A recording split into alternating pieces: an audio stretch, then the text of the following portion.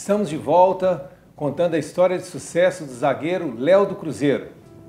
Ô Léo, mas nós estávamos comentando que com 14 anos você conheceu Jesus.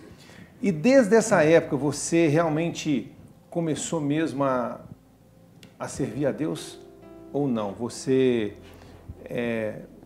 conheceu a Deus só e não servia a Ele?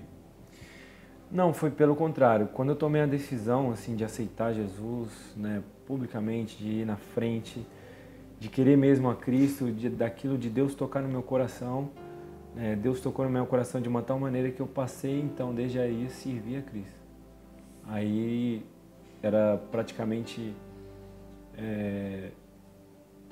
fielmente. Então, nos seus 14, 15 anos, você já, vamos dizer, batizou? Exato. Já era... eu aceitei Jesus com 14 e me batizei com 15.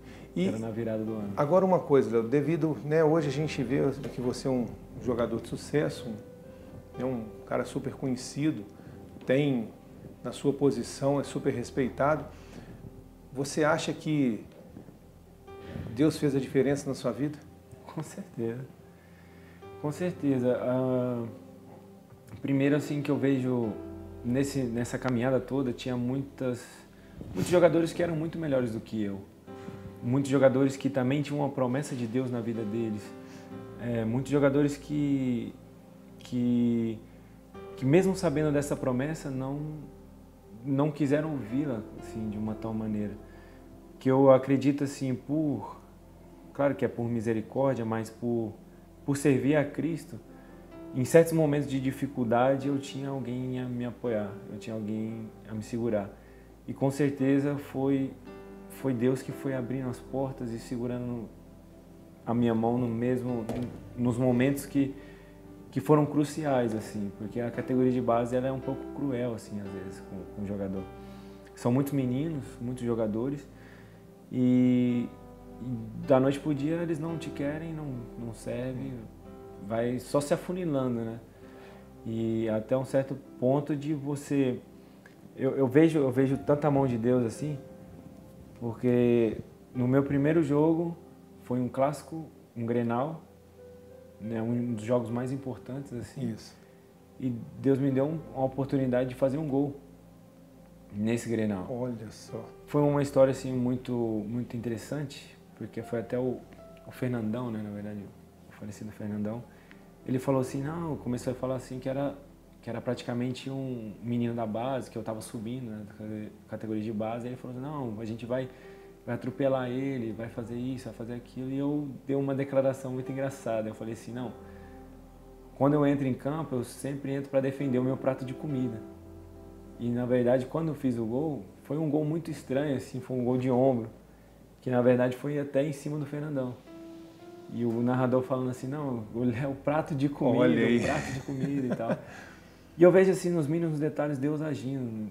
E fez total diferença na questão de jogador de futebol, na questão do Léo como pessoa também, do caráter, né, de ser um ser humano realmente, um caráter de Cristo. Isso foi fazendo a diferença durante a caminhada, durante a minha evolução. E eu fico vendo, né, Léo, assim, você vai tendo sucesso, vai crescendo, né, o time vai te valorizando, vai ganhando mais. Quantos convites para coisas erradas e a gente vê tantos jogadores se perdendo. Para vocês também é muito difícil a gente resistir às coisas do mundo.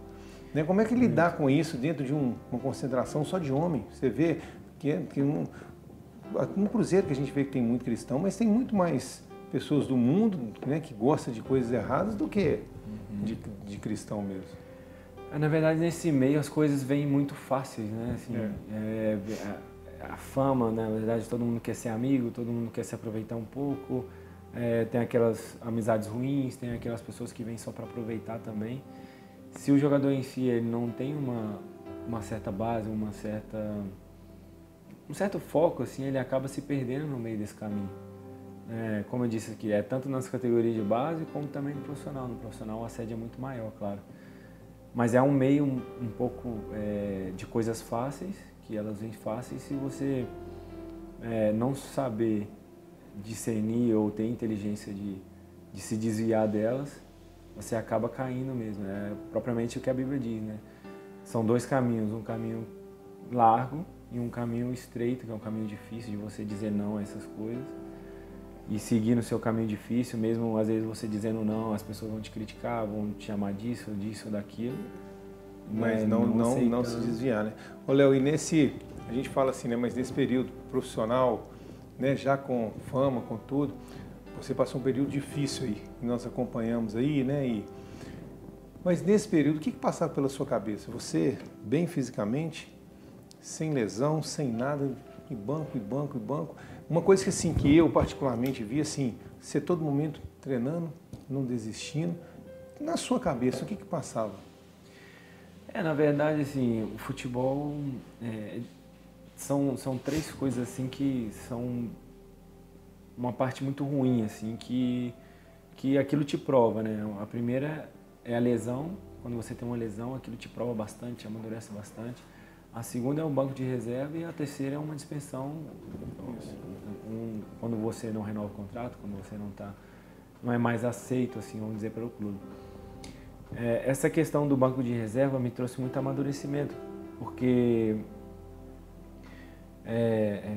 eu até conversava lá na toca, assim, com algumas pessoas que vinham me perguntar, porque geralmente era sempre assim, vinha um treinador, eu ficava no banco.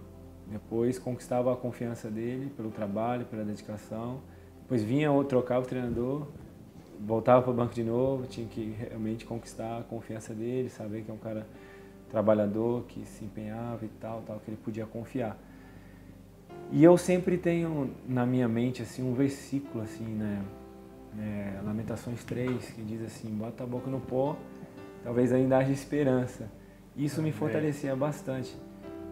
Dê a face ao que o fere e Deus não te rejeitará para sempre, né? Eu sempre dava a minha face para as pessoas que às vezes a gente foi bicampeão brasileiro aqui no Cruzeiro, ganhamos títulos, né? 220 jogos com a camisa do Cruzeiro, alguns números e tal. E aquilo às vezes, eu tenho essas marcas, tenho essas coisas e tal, mas chega um treinador e vem e não reconhece isso. Espera só um pouquinho. Nós vamos um breve intervalo, não saia daí, voltamos já já.